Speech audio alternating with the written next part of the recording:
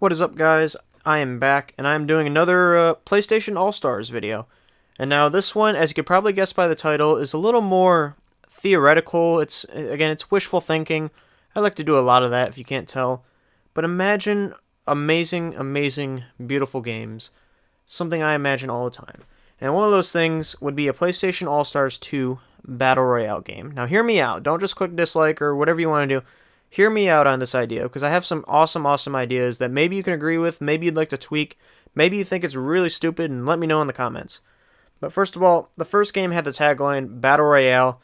Obviously, nowadays in gaming, that's a very different type of game than what was the Battle Royale of PlayStation All-Stars 1.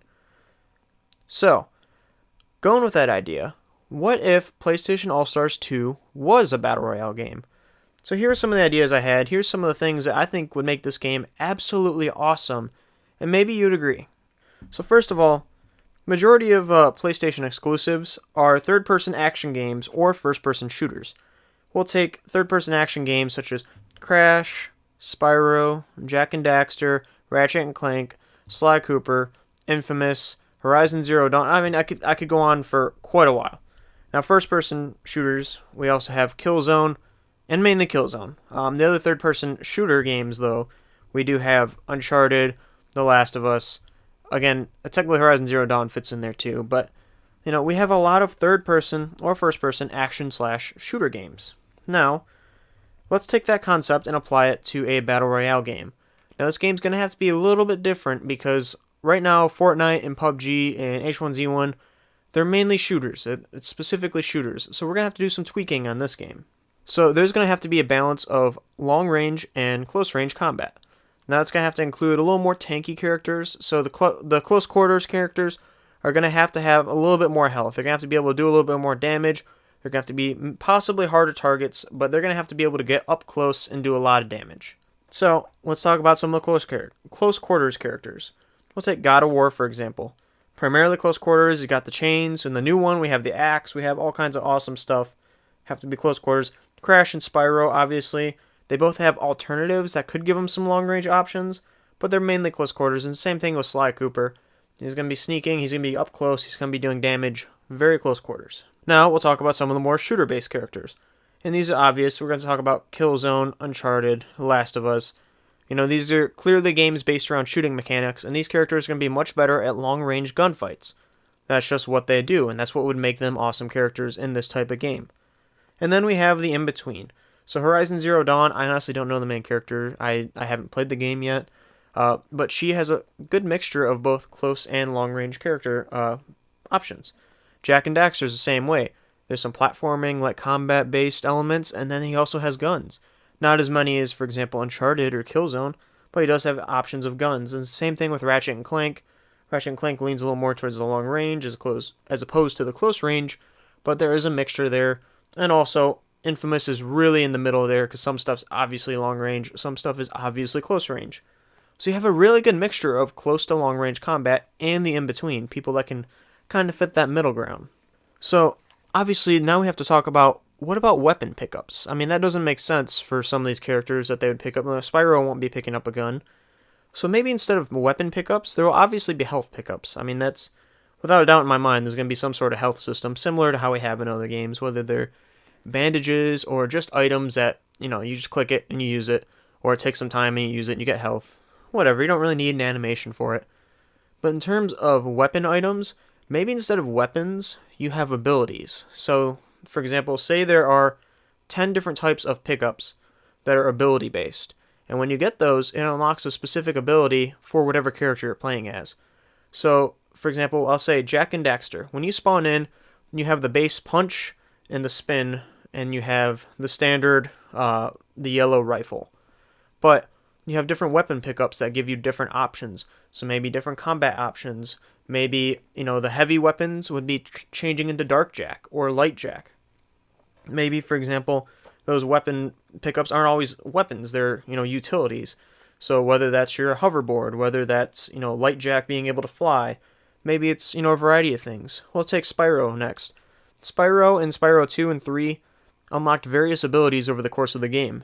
Maybe you don't start with those when you spawn in, but those are things you can find and you can pick up.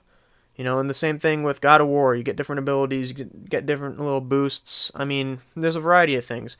Now, for Uncharted and Last of Us and Killzone, those will be really obvious. You're obviously getting different types of guns and everything else, and those are long-range characters, so it makes sense. So those are some of my ideas for pickups, because it would make sense to play off of each of the different characters, if that makes sense to you, because it makes sense to me. Now, one of the greatest things about this game, imagine the team play. So, say I'm playing squads, just like in Fortnite or whatever. I'm playing squads, which means I'm dropping in with a 4-player team, and the way I'm doing it, we're feeling Naughty Dog right now. So we're going Crash Bandicoot, Jak and Daxter, Nathan Drake, and Joel from Last of Us. We're really feeling the Naughty Dog, and honestly, what kind of mashup does not include the legacy of Naughty Dog? That would be awesome to see. That'd be incredible. Another one is, imagine we got the PS2 squad going. So we're rolling with Sly Cooper, Ratchet and Clank, Jak and Daxter, and maybe one other from the PS2 era, or whatever. Now, those are some awesome team-ups, and you could have any combination of a mixed match. You could have mainly close quarters. You could have Crash and Spyro teaming up with, again, Nathan Drake and Tomb Raider. Obviously, the original one had some third-party characters. Imagine Tomb Raider and Nathan Drake team up with Crash and Spyro. You're rolling squads. You have the up-close characters balanced with the long-range characters. Again, just endless possibilities for team-ups that would be really different from any Battle Royale game that we currently have. I mean, maybe again, just wishful thinking. The entire game is just wishful thinking in my eyes. But it would be really cool to see these things. Some of the other options I didn't really, delve too much into because there's just so many different possibilities. Now imagine the maps. For example, one of the maps could be Haven City from Jak and Daxter. Huge, sprawling, different areas. There's a farmland area, there's a slums area, there's the giant water area, all kinds of stuff. And on top of that, even if you incorporated the vehicles and the hovercrafts, the variety right there is that just in itself. Whoa, just imagine going through that. Or for we'll take Sly Cooper, and we'll take one of the giant, more open areas in 2 or 3 that you can, the whole city-based area that's slowly closing in. And this is assuming 100 players. It could be 50 players. It could be any number of total players. But taking these areas from different games, taking Spyro, kind of mashing a bunch of areas from there into a thing. Or you have the Crash Bandicoot Island. You have areas from Uncharted. Uncharted's a little more linear, so it'd be harder. But you have all kinds of different eras.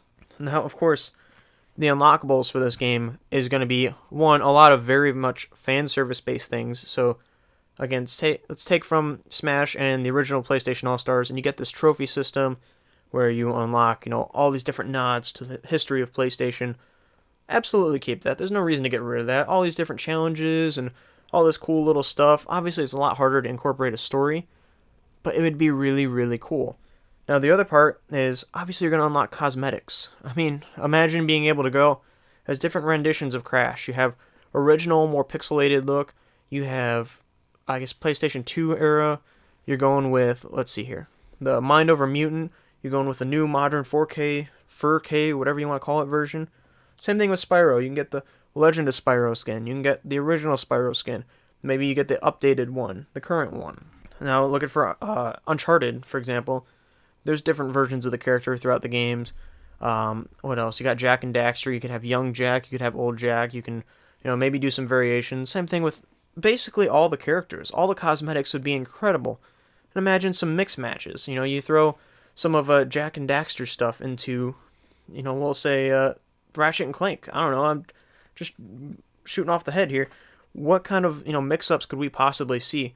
And even if they decided to do a story because they basically made a bunch of characters and they have this giant open, these giant open areas, imagine doing a very light story that kind of has that rivalry system, but team up and whatever, because the gameplay would be refined for each character. It's not like a side-scrolling, game. This would be a third-person action game. And obviously, it would be a little weird and maybe a little wonky, but it'd be something I think every gamer that played these games would absolutely love. Especially me, again, all kinds of wishful thinking going on here. All these things would be incredible, great ideas that obviously will most likely never come to fruition, But it would be absolutely amazing to see this huge mashup of all these different PlayStation characters in a Battle Royale game. Obviously, we're mixing basically two different genres. We're mixing the hero shooter with a Battle Royale game, with a third-person action game. So three different genres, basically taking classic PlayStation, style games and mixing two modern generations into it. I think there's a lot of ideas that could be beautiful. Obviously, it'd be really hard to build this game because you have all kinds of different characters and play styles. Probably a ton of development time that's going to have to go into it if it were to ever happen. But it'd be so amazing. I don't know, again, always wishful thinking, that's what I do best. Let me know what you thought. If you really agree, you think this would be awesome and amazing, and especially if it was refined and you have ideas, put it in the comments. I really want to hear them. Otherwise, let me know how I did.